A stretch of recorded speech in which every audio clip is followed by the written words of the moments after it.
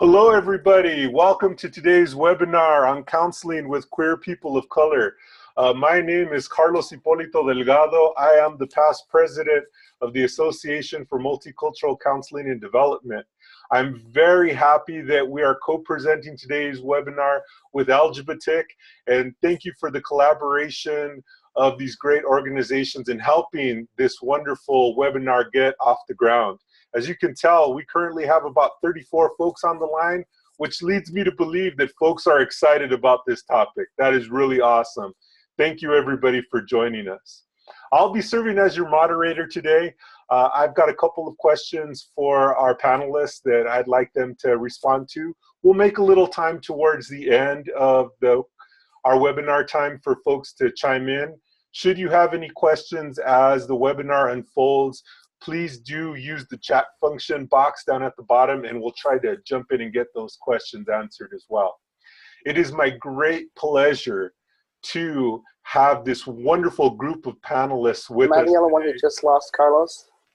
Am I back now? Sorry, little internet difficulty. Why don't we get started from right to left on my screen? I see Dr. Joel Fillmore. Dr. Joel Fillmore, will you go ahead and introduce yourself and tell us about the awesome work that you do? Absolutely. My name is Joel Fillmore. I am a clinical assistant professor at Northwestern University in the Family Institute, where I teach graduate master's level counseling. I also have a clinical practice through the Family Institute. My office is located downtown Chicago, right across the street from Millennium Park. The big beam is right outside my window, so I have an amazing view from my office. My area of kind of work right now is I really focus on multiculturalism with an emphasis on LGBT issues in counseling, as well as sex trafficking and trauma. I do a lot of work in those areas and kind of all of the things that kind of reverberate around those. So addictions, as well as sexual abuse. So I work with a lot of sex offenders and as well as child sex offenders. Thank you, Dr. Fillmore. Let's move to the left, and we have the pleasure of Rafe McCullough, one of the co-authors of the AMCD's new Multicultural Social Justice Counseling Competencies. Rafe, take it away. Thanks, Carlos. Rafe McCullough, as you said, I'm a doc student, currently a third-year doc student at Georgia State University, and my interests are multicultural and social justice. Underneath that umbrella, I focused a lot on LGBT, particularly transgender research and advocacy. I have a school counseling background, so I was a middle school counselor for a number of years out on the West Coast, where I'm from, and I'm currently working as a college counselor in College Counseling Center, and I have had a lot of experience working with LGBT youth and adults as clients. So that's pretty much my background. Thank you very much, Rafe. And last but definitely not least, Dr. Kim Lee Hughes. Take it away, Kim.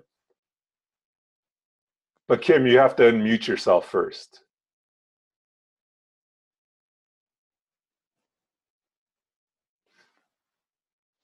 Down in the lower left-hand corner.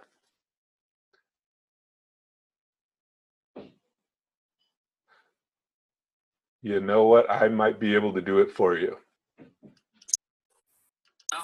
There you go. Excellent. Thank you so much. I am Dr. Kim Lee Hughes, as Dr. Hipolito-Delgado has shared.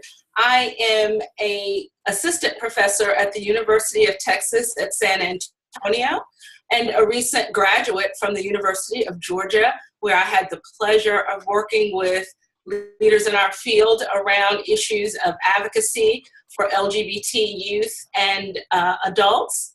I am licensed and practice in the state of Georgia. I do see couples, primarily queer women of color, in my practice in the Decatur area, and I do my research and advocacy around particularly African-American women and intersections around our sexuality. Awesome. Thank you very much to all our panelists for joining us today and making time out of their busy schedules. So as I shared, I've got a couple of questions I'd like you all to kind of chime in on that I hope will get our conversation started. And then we'll go ahead and look to our audience, and hopefully they'll have some things that they'd like to hear from you all as well. So why don't I get started, and please, anybody feel free to jump in on these particular questions as your thoughts occur to you. What is the biggest challenge facing queer people of color in society, and how does that impact mental health?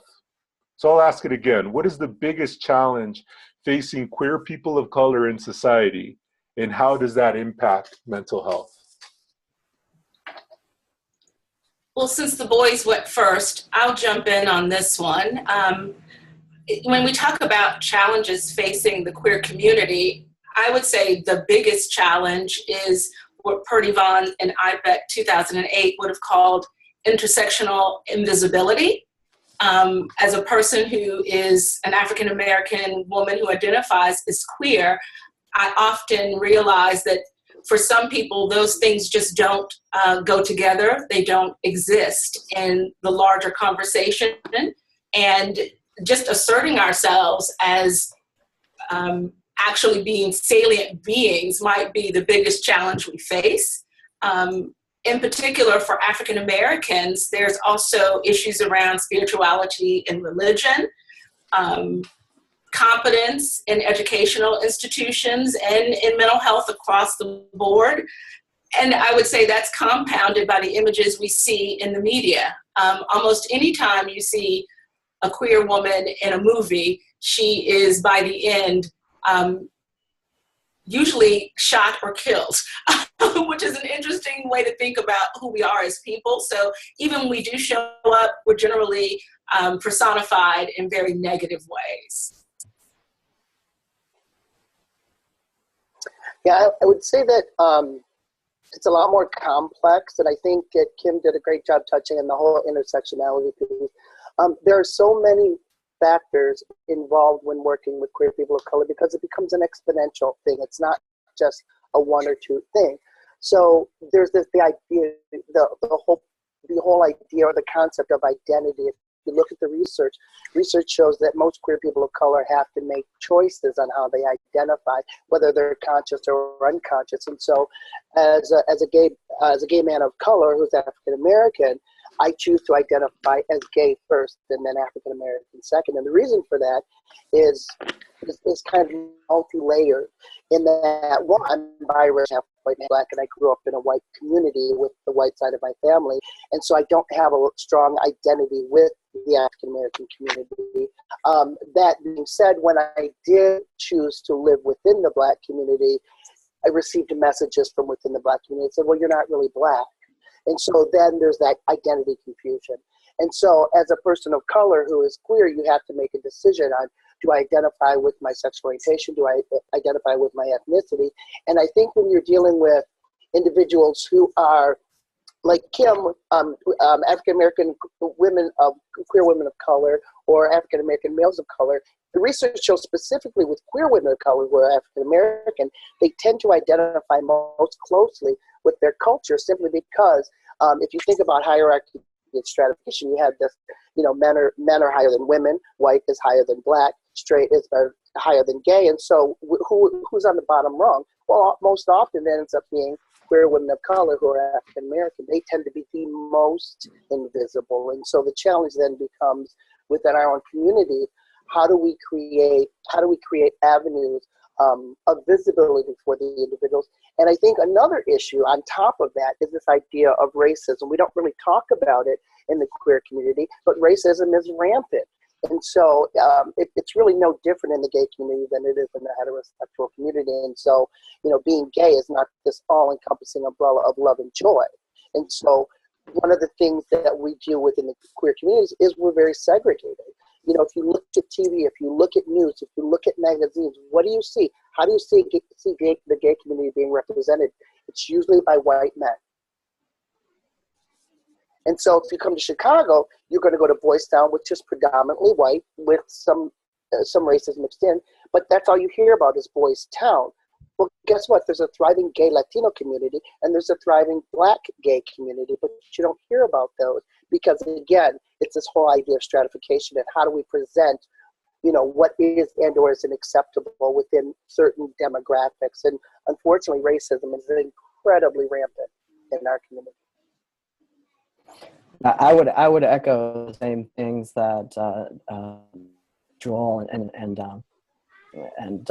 Lisa had said, but I think that for me, I'm a trans man and a gay man, and I see a lot of segregation within our communities. Like, for instance, I was part of putting on a conference back in the late 90s, early 2000s, transgender conference. And, the conference committee put on a conference that seemed to be, pointing to a lot of, issues that might resonate for all trans people, such as, transition-related stuff, surgery, hormone, things like that, as well as relationships and, those kind of things. And I remember there being a faction of trans people of color at that time that were coming forward and saying, well, but what about us? There's no space for us. How come? And then I remember, members of my conference committee saying, but we put something together that appeals to everybody. I mean, this is we're talking about all trans people, so we're trying to make sure that everybody has their needs met. And they're like, but we're not getting our needs met. You're not addressing what's important to us. And so I feel like, what I hear echoed from my clients all the times and my trans friends of color is sometimes they feel like they receive support for, racism in their communities of color, but maybe not for their queer identities, or maybe they support for their queer identity within the LGBT communities, but not for race. And so this feeling of kind of compartmentalization that happens, I think, is a really big issue.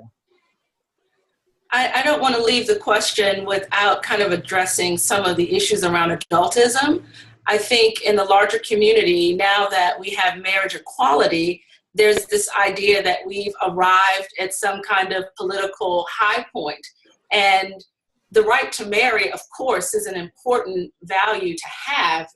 I'm married and have been married for 15 years, so I understand the importance of partnership. But I also know that youth are dealing with other issues that have nothing to do with marriage. So we're talking about things like education, employment, enjoyment is really what Joel was speaking to. The idea that we can be out socially, the idea that I can be married to a man and still identify as queer without people really kind of jumping into my personal life or into what does that mean and what does that look like. So I think the conversation about queerness often becomes around behavior and not really around identity. And I think that's hopefully what we can begin to change, because it's really nobody's business what's happening in your private life, but it's everybody's business as to how we're being treated in the public and institutions, and how microaggressions really limit our potential to be ourselves in those spaces. And one of the things I think I'd like to ask a bit more and hope that folks might be able to expand just a bit more on, we have noted that historically communities of color are very homophobic, historically speaking. And I don't know if we've made much inroads there. And I appreciate Dr. Fillmore raising the fact that there's also racism within the queer community. Sure. I wonder how that, and I believe Dr. Fillmore brought this up as well, of this having to choose identity, how that impacts the mental health and the well-being of queer people of color. Well, I would say there's multiple layers of identity, because I think, again, I'm speaking from an N of one. I constantly have to choose my maleness, how I present and or identify. I tend to be more feminine. I have a softer speaking voice. I don't have a lot of bass like Carlos. And so the way that I am treated in the presence of other males, particularly heterosexual males, oftentimes can be challenging. I think also having to choose between how I internally identify, whether that's as a gay man or an African American man. Thinking kind of going back in time as a child, especially being biracial. I mean, and that, being multiracial, biracial brings a whole nother layer to this conversation, especially when you grow up with family members and nobody looks like you. And so then you have to question, who am I and where did I come from? Because I don't look like anyone. Most people, I think, grow up in families where they have the luxury or the benefit of at least resembling someone else in their family. And so as a child growing up, when you look like no one around you, and that can create a lot of dissonance in terms of your identity development. I remember when I was 4 years old, I was playing around on our monkey bars at home, and I cut myself. There was a piece of metal sticking out, and I cut myself on my stomach.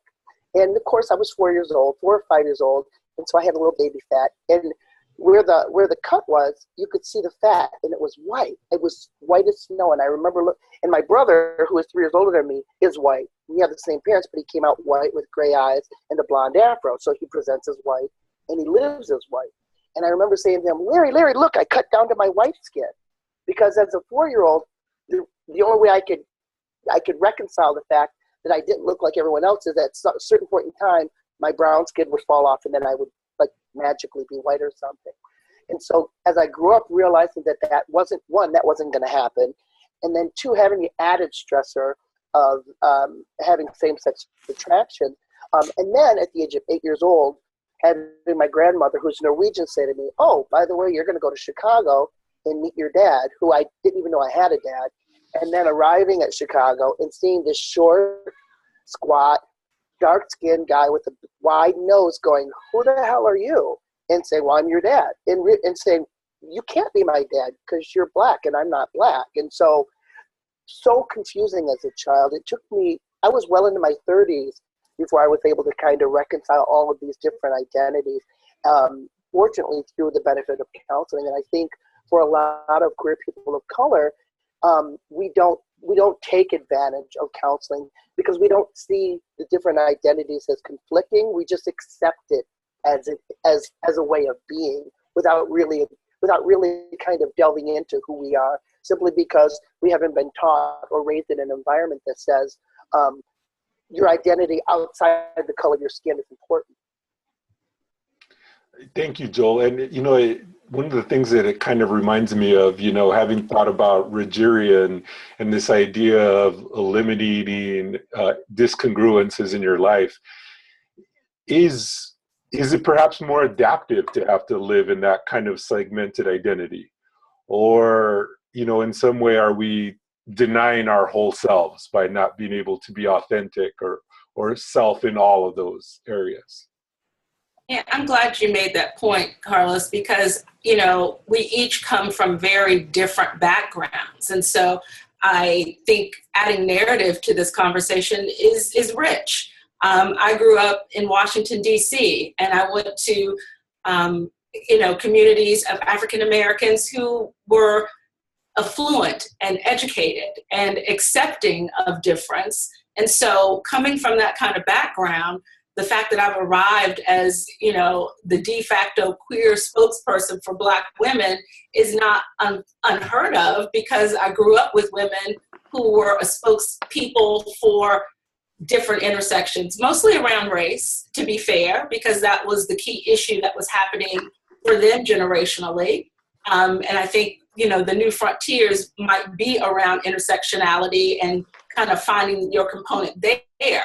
But to go from that to a place like Atlanta, where I went to a historically Black college, Spelman College to be exact, which is also a women's college, not to say that there's not some intersectionality issues there, but there's a lot of pride around my gender identity and my racial identity. And, when I wrote my dissertation, I talked about it being women of color Well, what I have realized over the last few months as a new professor in South Texas is that my African American identity, although I'm talking about women of color, now that I'm in a largely Hispanic community, all of those issues are not necessarily parallel.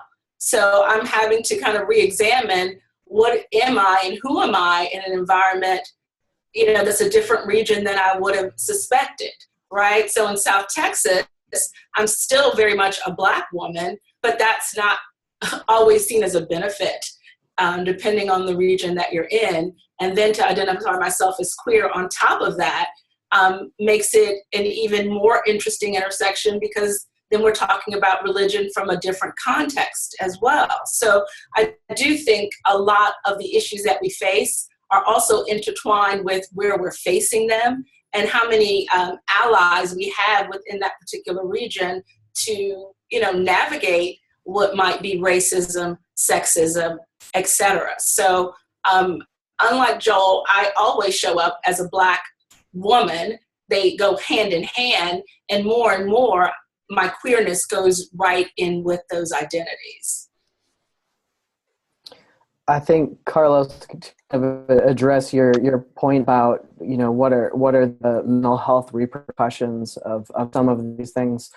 I'm reminded of a participant in one of my studies who on counseling cases of transgender individuals, and this particular person identified as a person of color who also experienced disability, who also identified as gay. And so the problem was that he said that he couldn't find a counselor to address a lot of address him as a whole person. Right. So he talked about when he went to his counselor of color, how she couldn't really address his LGBT identity. And when he went to his, an LGBT counselor, they weren't comfortable talking about race. And neither of those counselors were comfortable talking about his disability. And so he actually felt like he had to go out and get 3 separate counselors to address all these different issues. So just that feeling of having to compartmentalize or choose which counselor am I going to see about which thing, and how come there's nobody that can see all of me and validate me as a whole person. Yeah, and I think that what Rafe says really kind of gets to the heart of a lot of things that we haven't really talked about, is this idea of the impact of the counselor on the queer person of color in session. Simply speaking, if you as the clinician aren't comfortable talking about any of these issues, what you're reinforcing, in fact, is that these are not topics to be talked about. Wow, Joel, thank you for bringing that up. That is indeed a powerful point, and I think helps us kind of transition into our next, or at least the next big question that I have for folks. And thank you also, Ray, for helping us turn the corner for this one. Is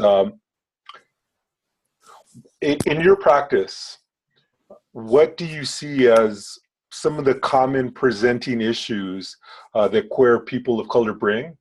And maybe you can speak, at least briefly, to how you work with your clients around those specific issues.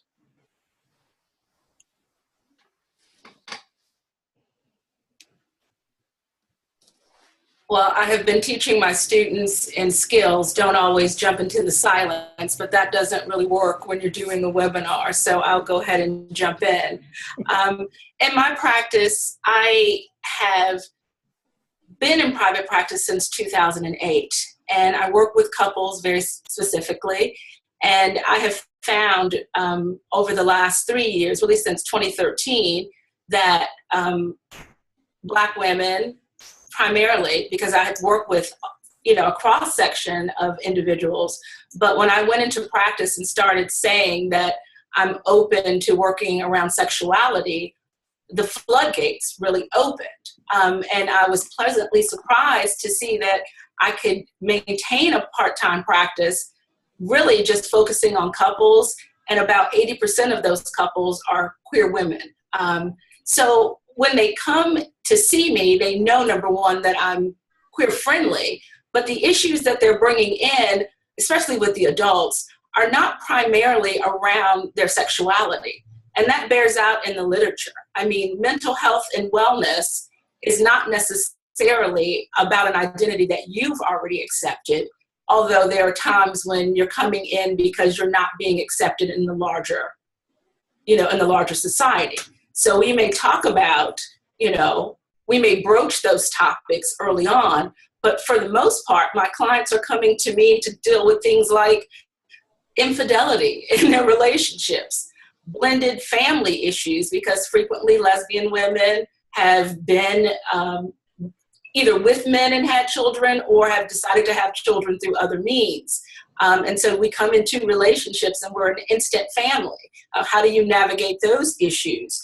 How do you navigate dealing with your teenage son who has two mommies?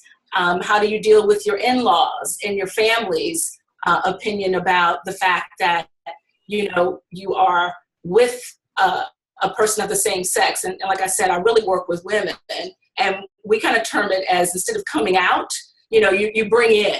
So how do you bring in and help people navigate, all of these typical issues that other couples would be navigating, with the added burden, so to speak, of having to justify your right to love who you love for the reasons that you love them. I think we talk about microaggressions at their job. So women who may be more masculine presenting or want to present themselves in more masculine terms may have issues around how they are perceived in society, issues with, and most of my clients within the Black community are affiliated with some kind of church or religion. So there's this idea of, how do I integrate my spiritual self with the ideas that might be, promoted at my church. But, like I said, the big things are really about work-life balance. Most of my clients don't come to me because they're queer. They come to me because I realize they're more than just that identity. Yeah, I would echo that as well. Particularly with trans people, there's a lot of pathologizing going on as it is. And so a lot of people assume that when you come into a counselor that they're going to want to talk about trans issues. And, as a person who's, personally experienced that, sometimes the counselor who's sitting across from you is asking you all these questions that is not for your benefit, it's for their benefit instead.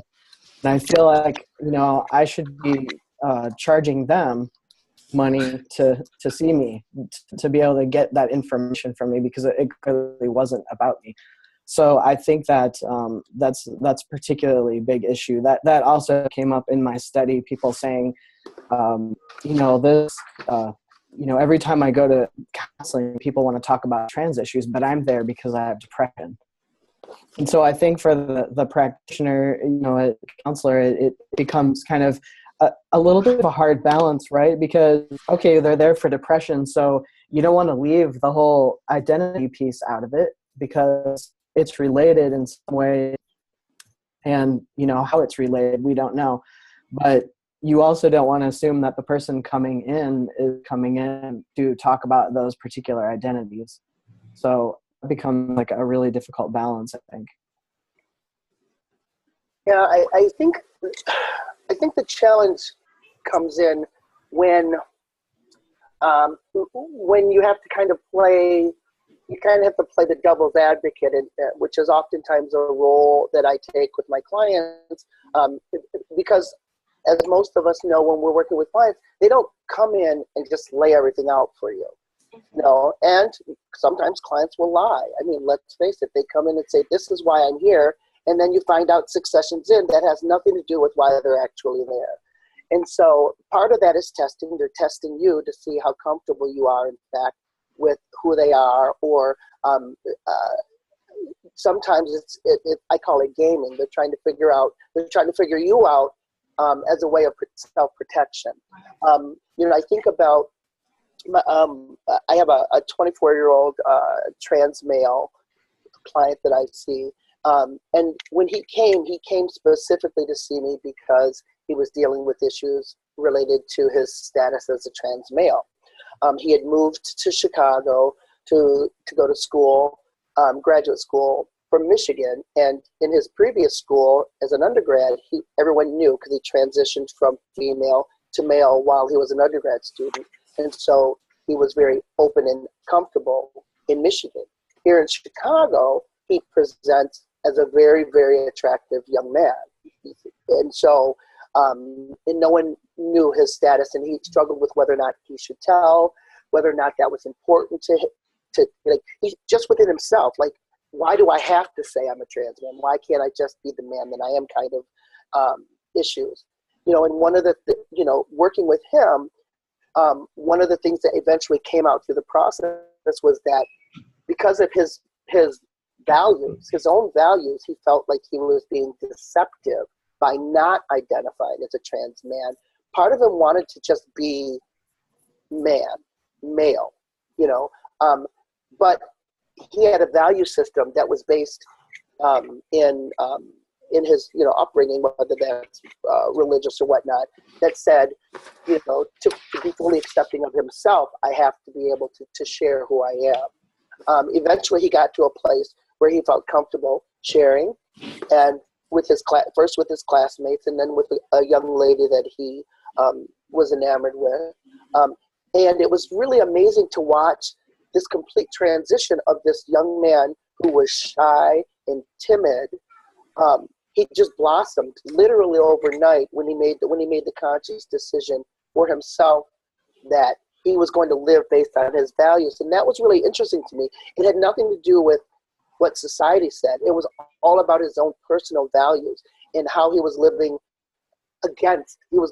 completely against his own values. And when he was able to reconcile that, it changed everything. So yes, his issue, quote unquote issue, was related to his trans identity, but it wasn't other people's issue. It was his own personal issue of how do I live my life in a way that is true to me. And I think the challenge with being a clinician who works with individuals from an LGBT community is really understanding their value system and not impugning our own, or not helping them differentiate between what is your value system and what is someone else's value system that you are allowing to kind of weigh on you. Yeah, I think Joel's making some excellent points. And as I'm thinking about the clinical relationship, when you have a strong therapeutic alliance, what the client comes for and what the client returns for time and time again, the issues continue to bloom and unfold. So working with the majority population of women, but even working with men, often they may come for one issue, but in the course of the therapy, you find out more intimate details. And I would be remiss not to talk about the large amount of sexual abuse that happens with youth in our society in general, but often working with my clients, male and female, as we dig deeper into what the issues are, that becomes a place of healing and catharsis around issues that maybe they've been holding, since they were youth. And because of the conflictual relationship with the counseling community, youth are not always sent to therapy when families find out about sexual abuse. And just as frequently, youth don't always tell. So I will frequently have a 30-year-old person in my office talking about things that happened to them, when they were 5 to 15. And that is where that the issue they came for is just one of the issues. And like many of us, there are issues that undergird those. Yeah, and again, she touched on such an amazing thing. Generational issues, depending on your client, what generation they're from. I have clients who are in their 60s and 70s who I'm dealing with issues that clients who are 15 and 16 would think are a joke because they grew up in a completely different environment in a different time. And so that's the other thing that you have to take into account when you're working with clients is what generation are they from, and I have a 70-year-old who's just coming out at 70 years old. It's the most amazing thing to me. And he's been married for 50 years, and he's trying to negotiate, navigate with his wife. Do we stay married? Do you allow me, are we roommates? Are we husband and wife? And do you allow me to kind of go off and experience this other life that for the last 50 years I've kind of put on the back burner and denied myself. And part of it is kind of heartbreaking when you can watch a wife of almost 50 years, kind of break in front of you. But then to watch that struggle as she tries to reconcile the love she has for her husband and wanting him to be happy, especially, and then saying to you, so you mean you spent the last 50 years denying who you were, and watching her really struggle and kind of wrestle with that. One of the most powerful experiences I've ever been through. Absolutely.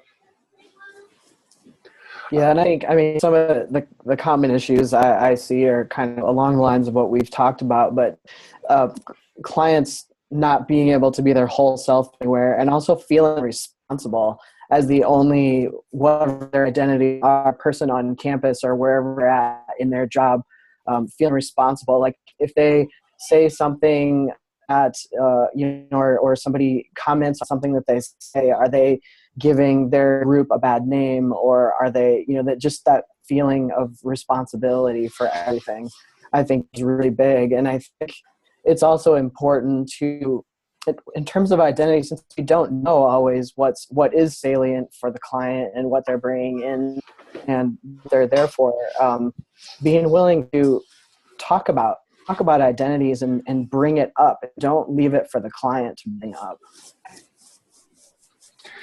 We just got one of the participants kind of chiming in, and maybe it sounds like something we've kind of been discussing, but maybe you want to expand on a bit. But this definitely speaks to Rafe's last point. It seems as if, and this is from Jay Mendoza, I'll make sure they get credit. It sounds as if there's a balance between being aware of the multiple identities while not getting caught up in generalizing what that experience should be or how that influences the presenting problem. The other thing I wanted to ask, and it will be kind of shifting more to practitioners, it's a point that Rafe brought up as well, is to what level is it okay as a counselor to ask questions about queer identity or the queer experience? And how do we keep that from the point you mentioned, Rafe, expecting the client to teach you? Well, I will probably be the odd man out, so I thought I'd speak first. I am of the thought that nothing is off the table. I know Rafe had mentioned specifically that he felt like he should be paid for all of the information, but quite frankly, anyone that knows me knows that I am a very transparent person. I'm a very transparent therapist, and so I have no problem in session sharing with my clients, and I also have no problem asking my clients to share if I lack knowledge.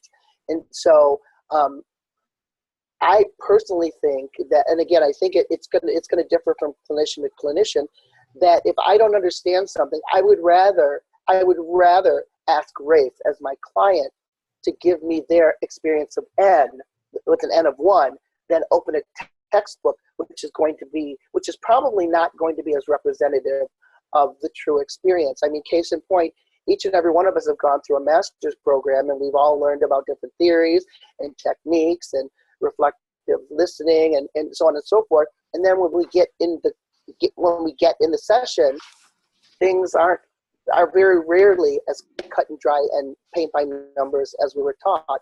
And so I think it's important for me as a clinician, if I come across a client and they're dealing with an issue or a situation that I'm completely foreign with, I'm absolutely going to ask. I mean, not to put Rafe on the spot, but when you identified as a trans gay male, I was like, oh my God, I have a crush on Rafe, and now I want to ask him questions because I've never met a gay trans man ever in my life. And so now I want to ask you all kinds of questions. And so if I was your therapist, I'm going to ask you a lot of questions simply because it's an experience I've never had. And so the next time I meet a gay trans man, now I have a little bit of a baseline. Yeah.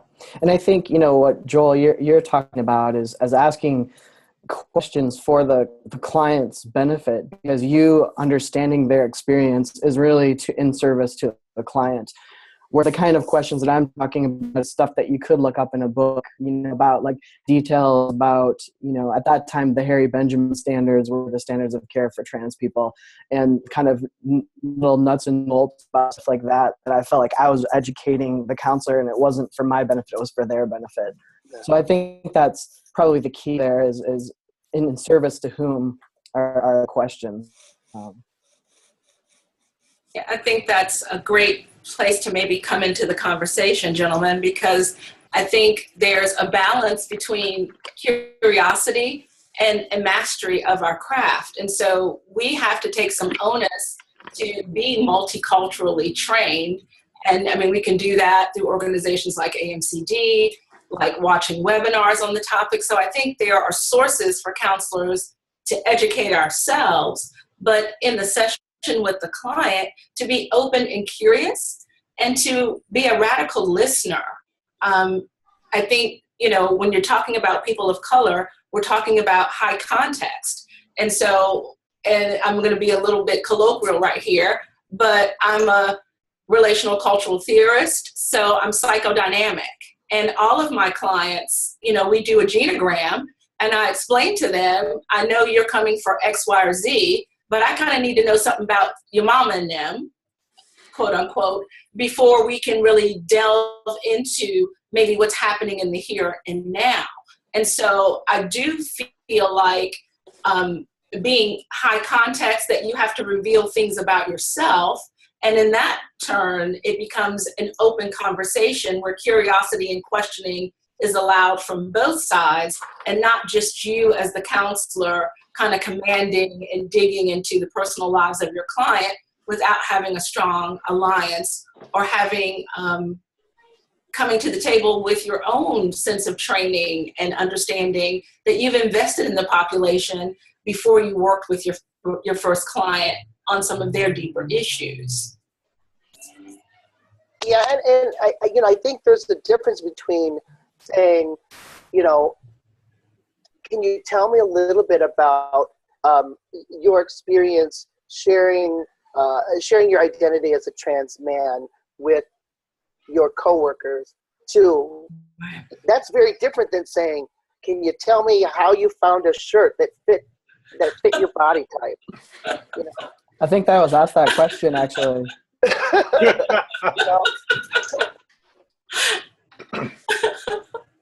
So some cultural competence is needed. Yeah. So, but Rafe, I'm absolutely going to email you after this. Just so you know. But I do appreciate the distinction that you all kind of brought up around, is the question in service of helping your client and learning more about their experience versus appeasing my curiosity and me just kind of being nosy and wanting to have this question.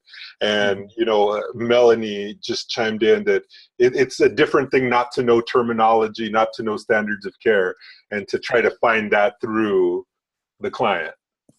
I think that's an excellent point that Melody is making, because we know just through AMCD or through ACA, I was doing a talk here at UTSA about advocacy, and I took the students to the ACA advocacy competency pages. So, have you done your work, even if it's just at your desk pulling up tools that have been designed for us by us? Have you taken the time to do a little homework, much like we had to do for this webinar today, right? I mean, this is what we do every day, and yet I still need to keep brushing up on information that I'm sharing, because it needs to be something that people can latch onto and then grow from, not kind of this one-off experience of tell me who you are and now we're done. So, the Therapeutic Alliance, again, is really crucial. And when we're talking about people of color, it would depend on the cultural context, right? Because African Americans might be different than Asian Americans, might be different than immigrant populations, might be different than Hispanic Americans. And so I think we have to have some context when we say of color. That's a huge grouping And there's so many particulars of individuals within that umbrella group. Yeah, and the kind of talking about this just brought something else up. Right now, I am currently prepping a course on sex therapy that I'm teaching in the next quarter. And, it's interesting that as clinical professionals, we can talk about everything and anything under the sun, but when it comes to sex, a lot of us get a little hanky. So, when I was working with my client, the trans male, I'm going to call him Tony instead of saying that's not his name, but I'm going to call him Tony.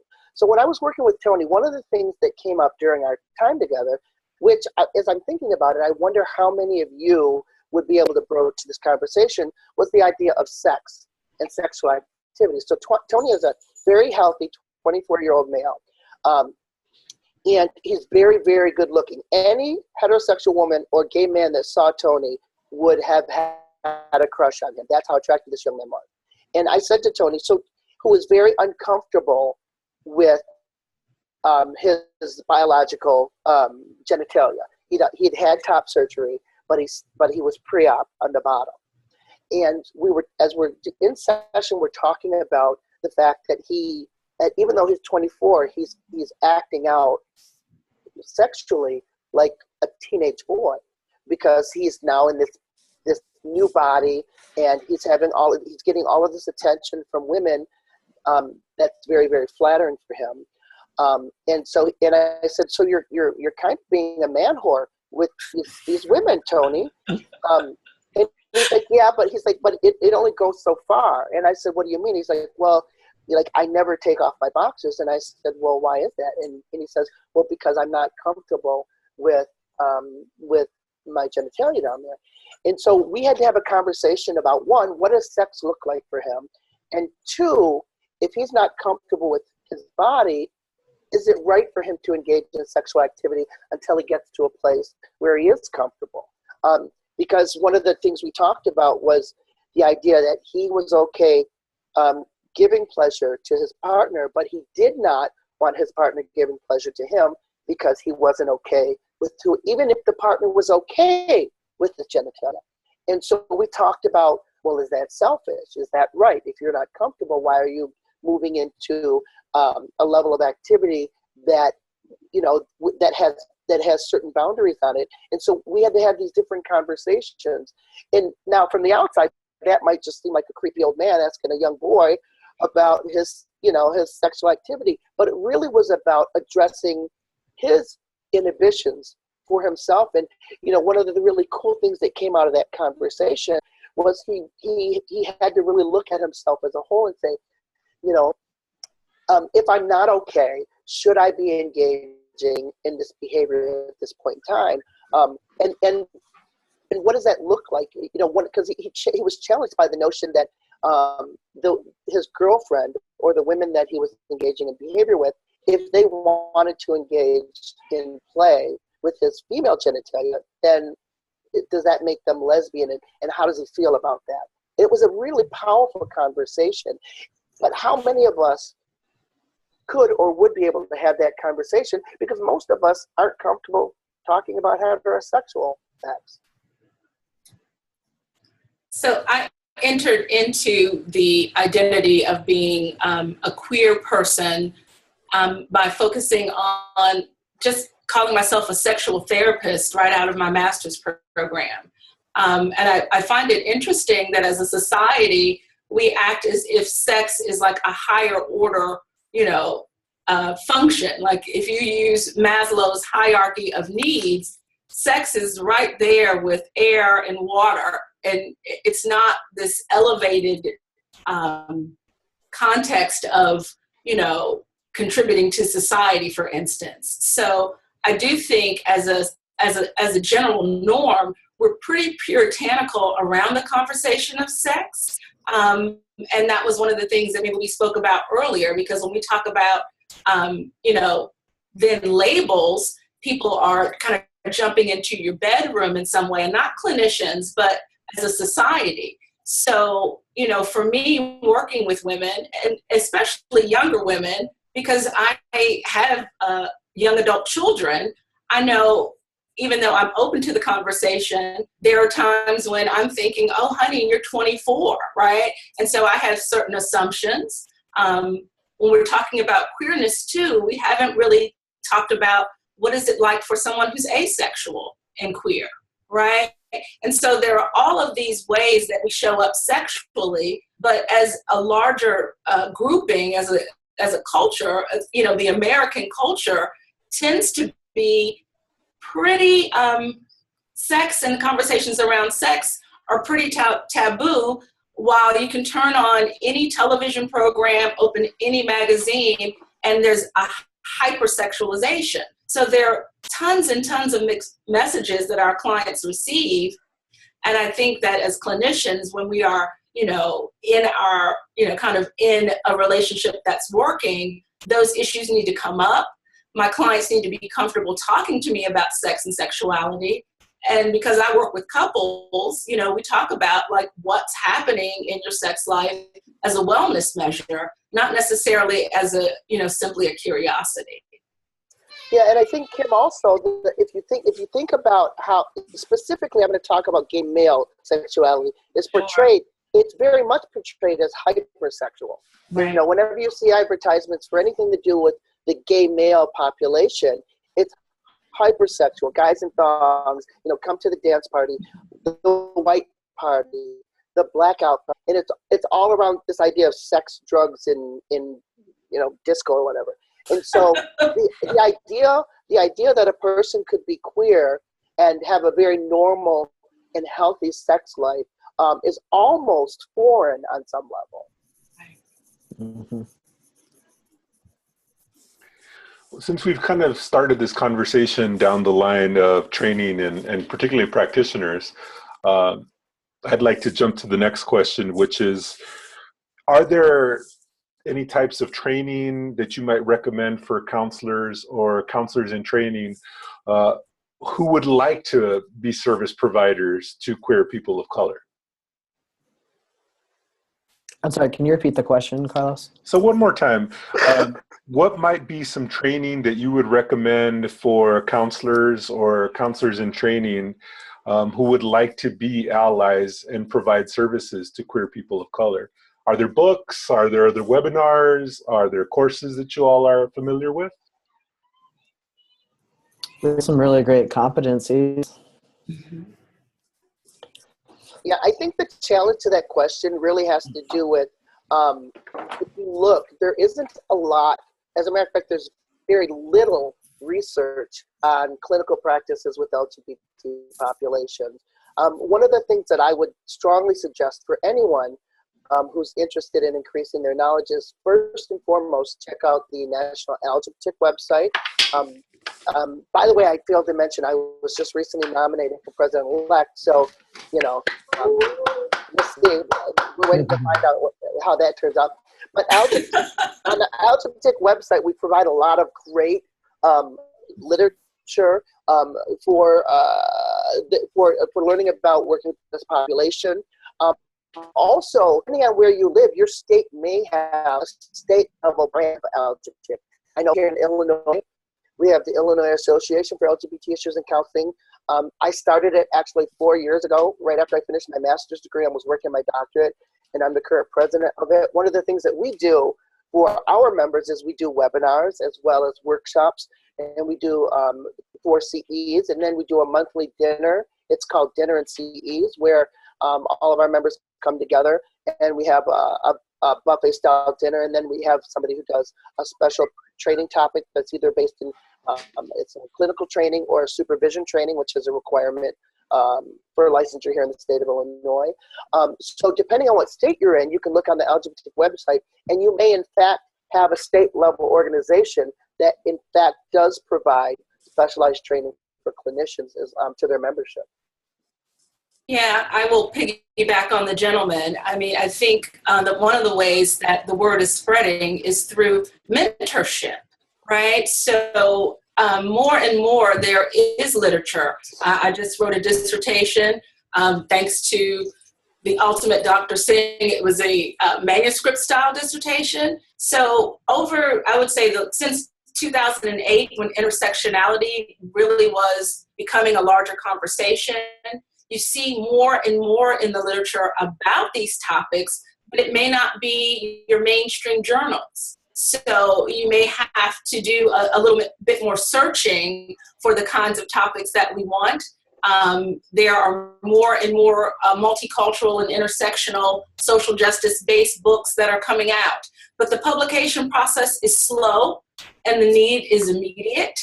So coming to conferences like ACA in Montreal, where we're all going to be working in our respective groups. AMCD is doing a large push around intersectionality and mentorship.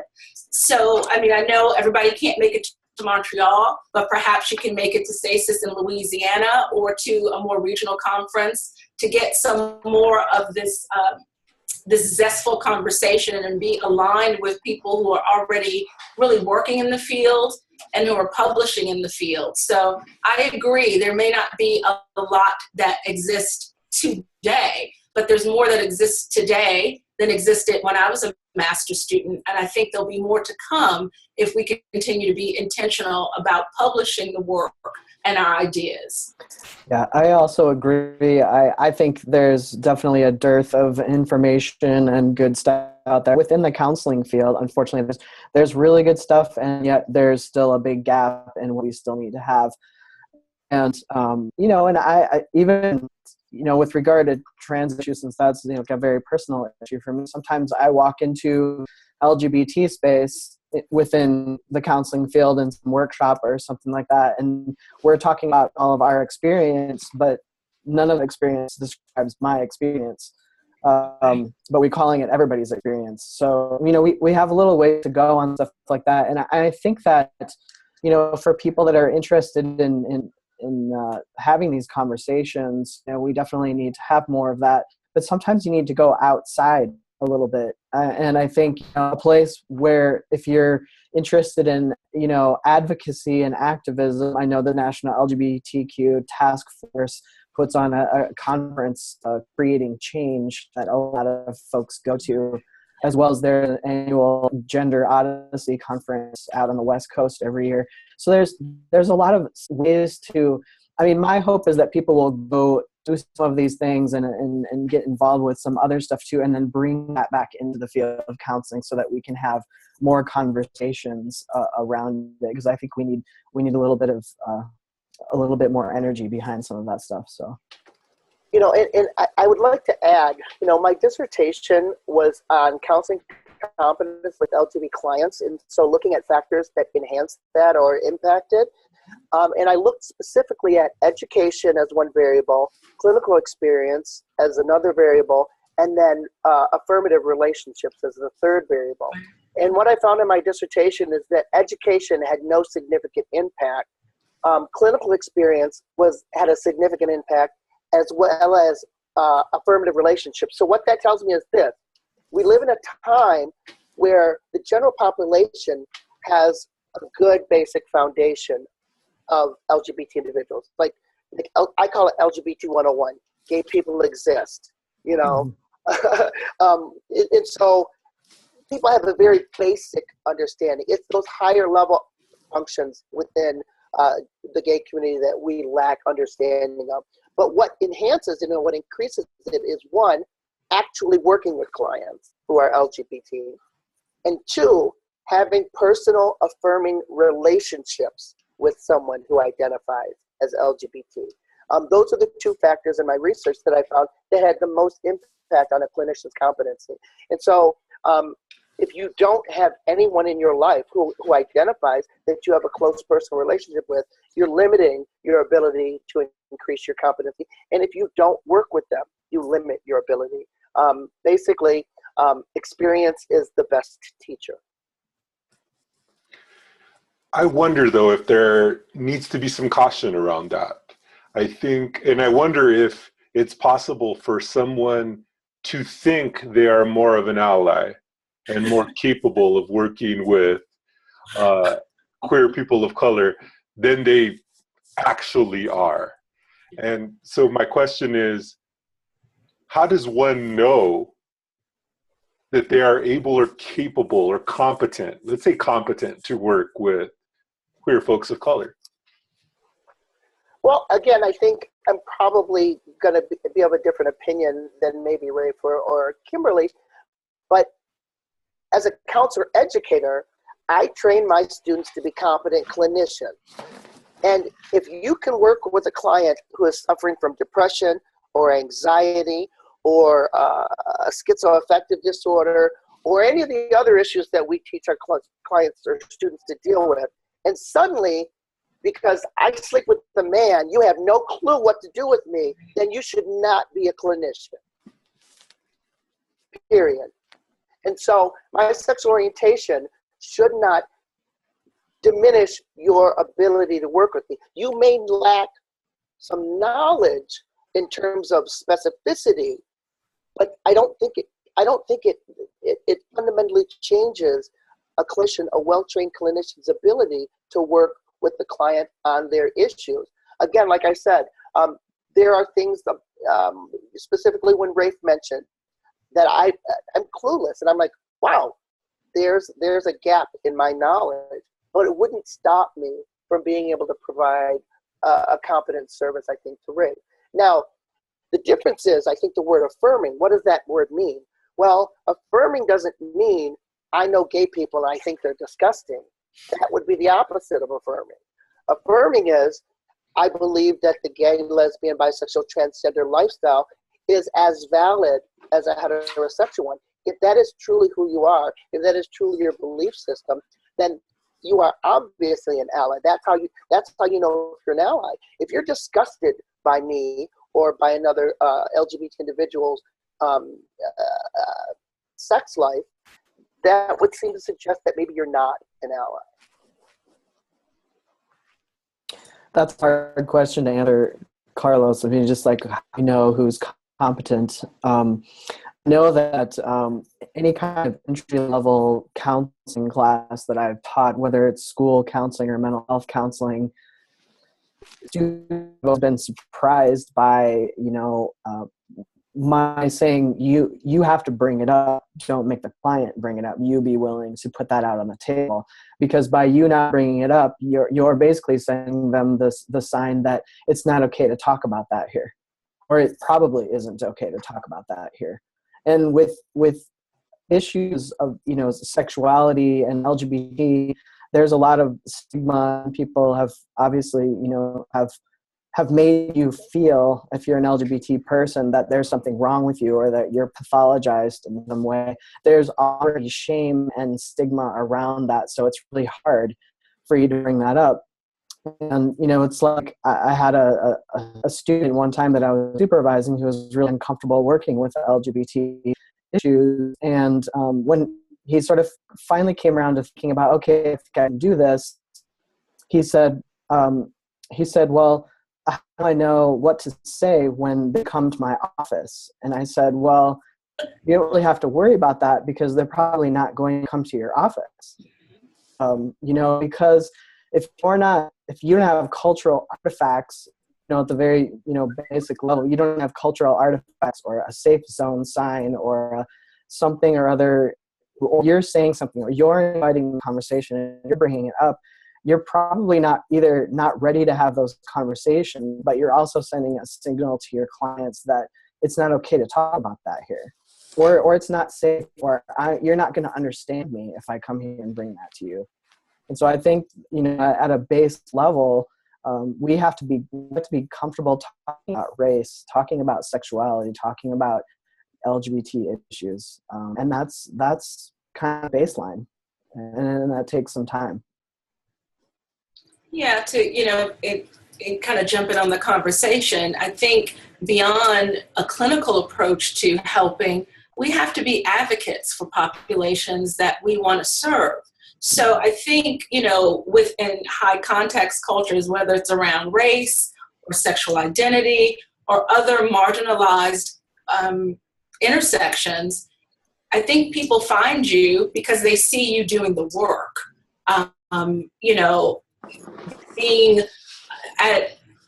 Going to organizations like the gentleman talked about, where you advocate before you expect that somebody would choose you as a clinician, because we talk about people of color, specifically African Americans, not attending therapy at a high rate.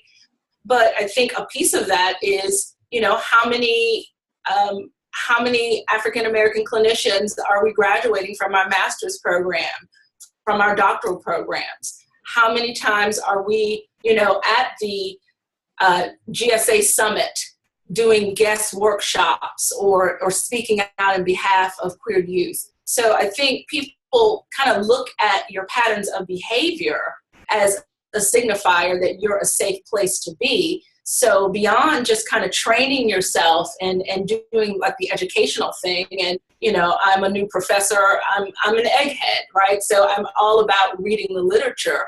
But more than that, I also get out on the front lines and do the work. I volunteer at my college with queer youth. So I think if you're invested in populations, those clients then gravitate toward you because you are somebody who's referred in the inside. And I think that goes for, multiple identities, but specifically around identities where you could be abused or used in a very negative way. So I think we have to be more intentional about getting outside of our offices and joining in communities that we want to serve in a meaningful way that serves their interests outside of our clinical work. Just to kind of jump off of one quick thing to respond to Kim is that one of the things that trends that came up in my study on counseling experiences of trans was visibility within the community was a really big, that was a really important factor in a trans person feeling comfortable working with a clinician. If you were out and visible, whether it was, around them and their own activities or you went and supported them, but it was just you being visible in the community, doing advocacy work within that community was very important to them. Yeah, and I think that both Kim and Ray touch on something really powerful when we talk about this whole advocacy piece and the visibility piece. I mean, not to get myself in trouble and never ask to do another webinar, but there's something to be said about the fact that we have to have this webinar at all. I think about the history of AMCD, and I wonder, has there ever been a queer person of color who was president or in leadership? And so, again, that visibility piece, and I've been a member of AMCD, 5 years now, and the idea that I have to be invited to do a webinar on a topic that it seems to me we should have been talking about years ago and addressing years ago. So I think it doesn't just start from the bottom up, it starts from the top down as well. And so how do we create an environment where us professionals who are queer people of color feel welcome and available to provide and provide opportunities of leadership? I think because again, it says a lot. How are we presenting ourselves? I think about LGBT. My nomination is the same thing. If I'm elected, which it looks pretty good, I will literally be the first African American president of LGBT. What the hell does that say about our profession? That in 2016, they finally have a person of color who is an African American male who is the president of LGBT. I mean, I'm the Barack Obama of LGBT, really? In 2016?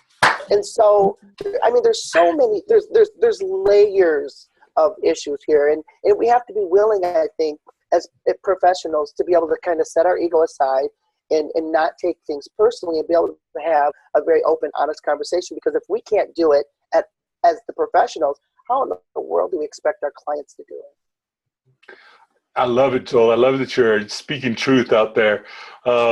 One of the things and that leads to, I think, the last question I'd like to ask, and then I'd want to spend some time for the audience to be able to jump in and ask some things. But it gets to that point that Joel just made. As a profession, what do we need to do to better address the needs of queer people of color? Well, I think kind of what people are speaking about is we need to stop compartmentalizing and asking people either, you know, directly or indirectly to choose. You know, it's always interesting to me that intersectionality has become sort of like this brand new, like, fancy way of, you know, doing research right now. But what we're really just talking about is the lived experiences of people that have always been living for hundreds and thousands of years, you know, and it's kind of treated like it's a new thing. And so it you know, it's good that it, you know, you have to start somewhere. But I think that we have to start looking at people through a more holistic lens and not forcing people to choose identities.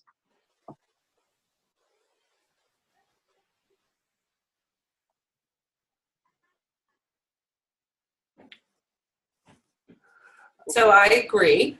I think we've talked about intersectionality and woven that idea throughout this particular webinar.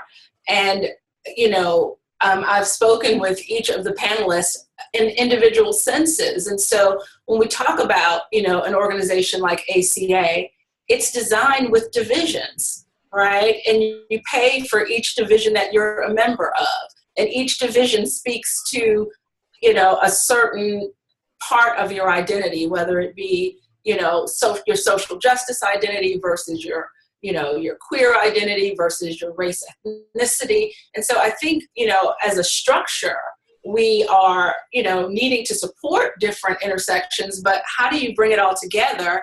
And especially, let's say you're a graduate student, how do you even afford it? I will say if you're a first-year assistant professor, you know, where do you put your alliances? And so, I mean, I've talked with members of this panel about being members across various divisions of ACA, but not necessarily feeling the same amount of inclusion in each of the divisions that you might want to see.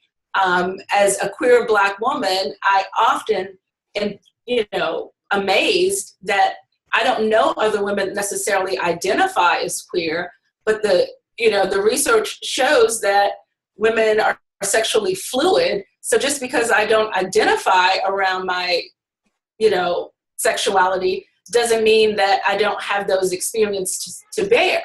So I think it's an interesting age that we're in, that we're starting to work across divisions. We're starting to look at intersectionality as something more than the topic that they're talking about over there. And the idea that we're all multicultural beings. There is no, you know, monocultural person that exists. Everybody has intersections. And how can we address that as a larger organization? And if this is a beginning, I am happy to be a part of it. I think it's been happening underground anyway, but the more we shine the light on it, the more opportunity we have to grow and nurture it. So I am hopeful,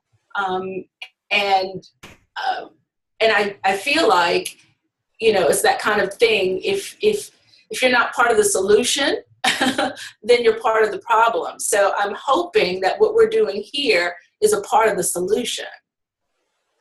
Yeah, I really love what Rafe and Kim said. I think that we have to be careful that we don't pigeonhole ourselves or create another other with the concept or ideology of intersectionality. I think Kim really touched on it when the idea that every person has multiple layers of intersectionality. And so I think for myself, the struggle is, you know, how do we kind of create an environment where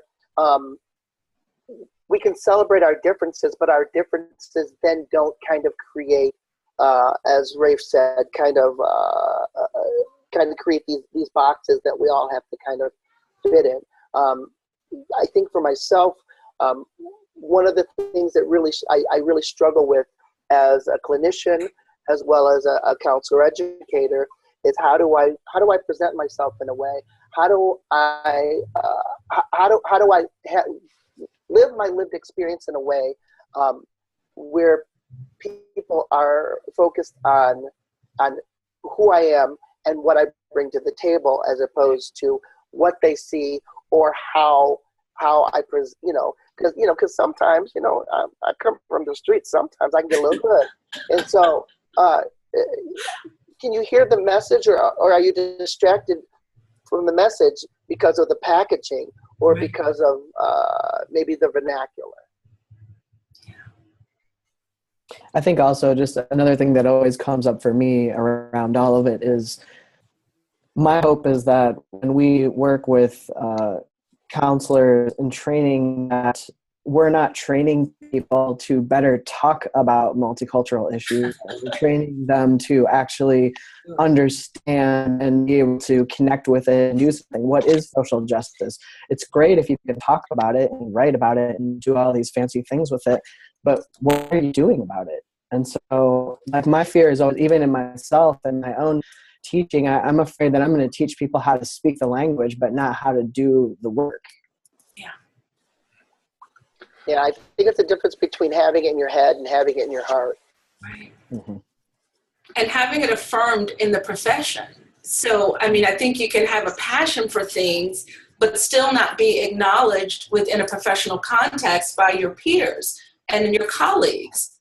Within, the halls of academia, is your work as valuable as the person who's talking about supervision?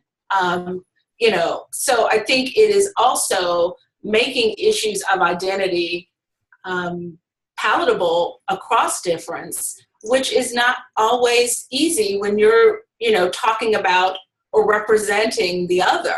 So I think it's also about stamina.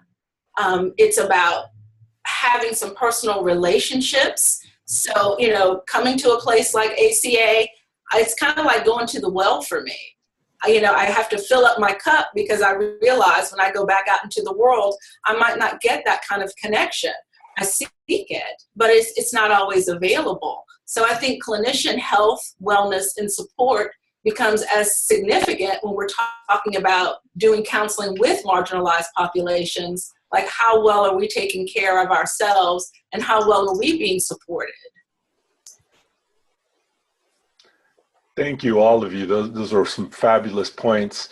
We've got just a few minutes left in our time together. I'd like to go ahead and open up some time for the audience. Should you like to ask a question, feel free to use the text box or unmute yourself and be heard.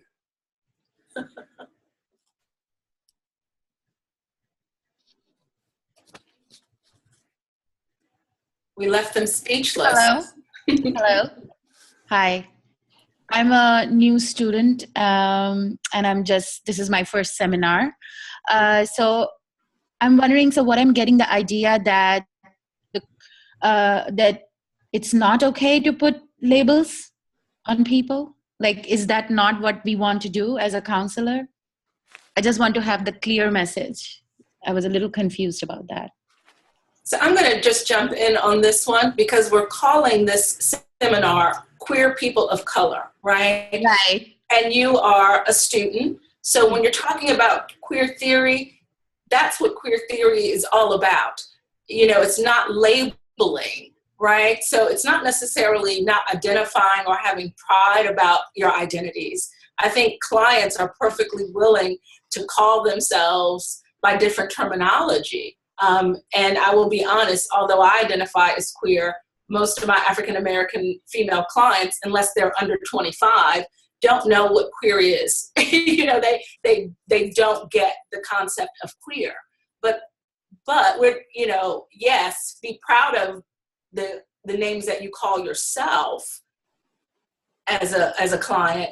But as clinicians, we need to just be mindful that the things we call people then are tied to assumptions we've already made about them. So, if you want to know more about this idea of queer, I think you can find a lot about it in qualitative literature, but the idea is not to label. The idea is to have the person tell you their name, not for you to assign them one. Okay, I understand. Thank you. And I think also along with that, some people, for whatever part of their identity development is happening for them, can find it very reassuring and helpful to use a label to describe themselves. But it's important to realize that it's the label that they use to describe themselves. You're not labeling them. Does that make sense? Okay. Because But I you was a can little, find that out by asking them. okay. I'm sorry, I cut you off. No, that's okay. I understand. Because I was a little confused because when you said that not to compartmentalize people, yet we are, given this list and we are talking about, like, already we are saying sorry, how do I say this? The whole thing is about queer people of color, but that in itself is a label, right? We already are using labels. So that was a little confusing. So I understand. So it has to come from the client and not from the counselor. Well, and you bring up a really good point too. I mean, that's a very complex issue, and I'm glad you brought that up. Labeling in general. Other folks, don't be shy. This is your time. We got a great group of experts here.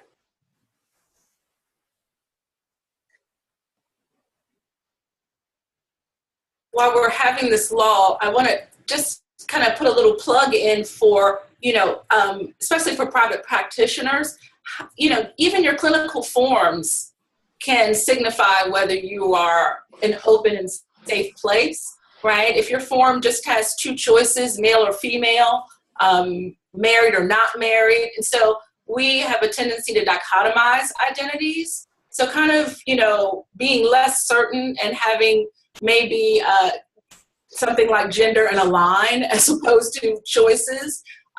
These little things are signals as to whether or not you're a clinician I would want to work with. Yeah, and I would piggyback on that. I ask all of my clients what their sexual orientation, how they identify sexual orientation, and gender identity. And honestly, like, I've been surprised a number of times where I assumed somebody was straight or assumed somebody was cisgender, not transgender, and they gender queer or another way that I suspect. So it gave us a chance to have a conversation about identity. Yeah. I also want to do a plug before I forget. LGBT is having their second annual conference in September 16th and 17th in San Antonio, Texas. If for anyone who's looking for opportunities for training, advanced training, there's going to be some amazing sessions there. So again, it's September 16th and 17th in San Antonio, Texas. Thank you, Joel. Yeah, you can get information from the Algiptic website. And we do have a link for that in the chat board if folks are able to access that. We do have a question from Crystal.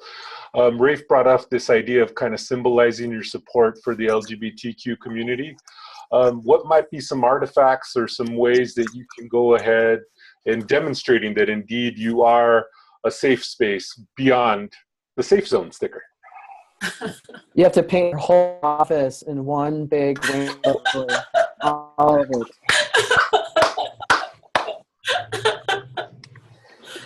And you have to be playing It's Raining Men 24 hours a day.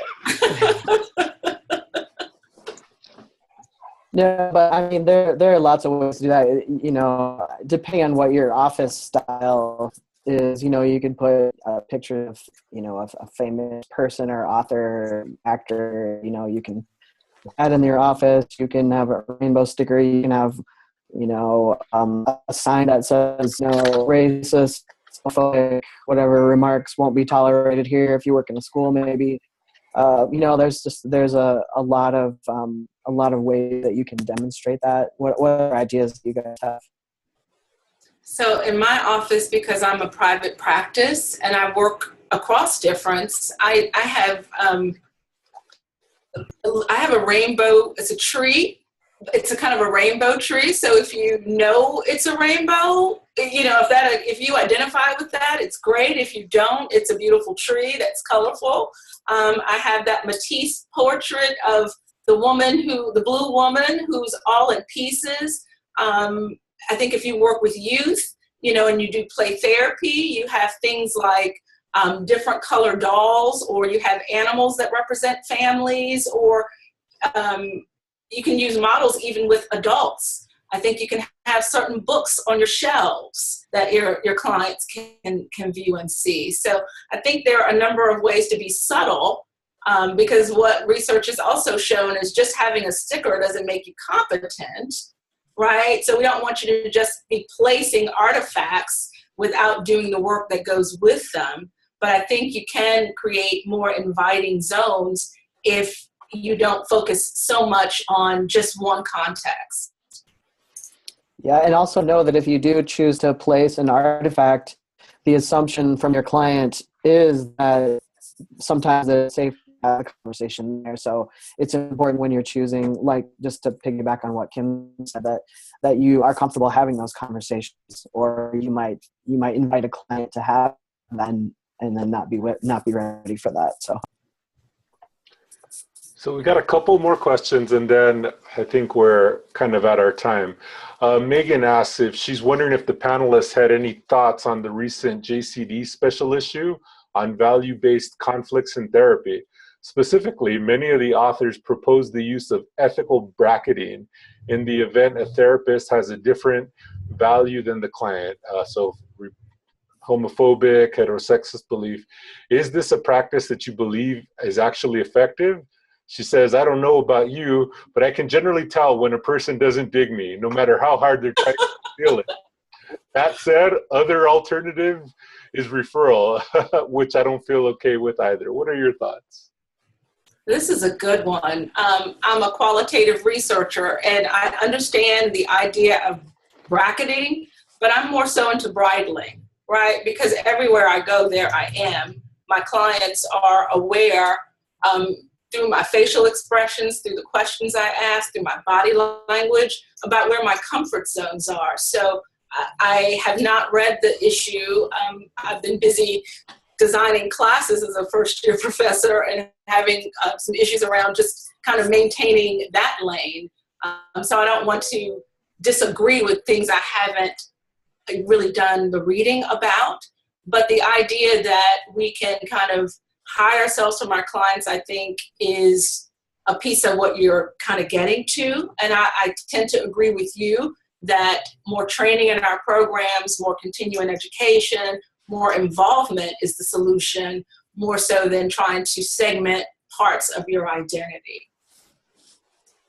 And I know Joel has got another appointment, so I just wanted to give him an opportunity real quickly. Sorry to cut you off, Rafe, to just say goodbye and to thank him sincerely for his willingness to participate on today's panel. Thank you, Joel. Absolutely. Thank you so much. This was such an amazing opportunity. I'm going to put, if anybody wants to follow up with me, I'm happy to do that. I will put my email address here at Northwestern there. I just posted it. So if you guys want to follow up with me, unfortunately, I do have to go because I have to do online academic advising with my students right now. So it was great. I look forward to continuing conversations with anyone and everyone. I think that we have started a really powerful conversation here, especially kind of around this idea that there's not a lot of research out there for higher level clinical work with LGBT clients, and maybe there's some opportunity for us to kind of consolidate our intellect and and kind of move forward there. Just a quick plug. I know Carlos had asked about some resources.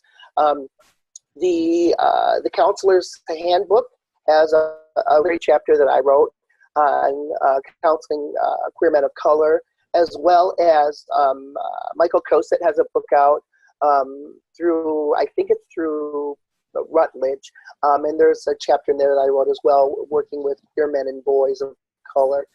So there's, if you have any questions or you want to follow up, I can email you that information as well. So again, thank you all so much, and have a great day. Thank you, Joel. Thank you, Joel.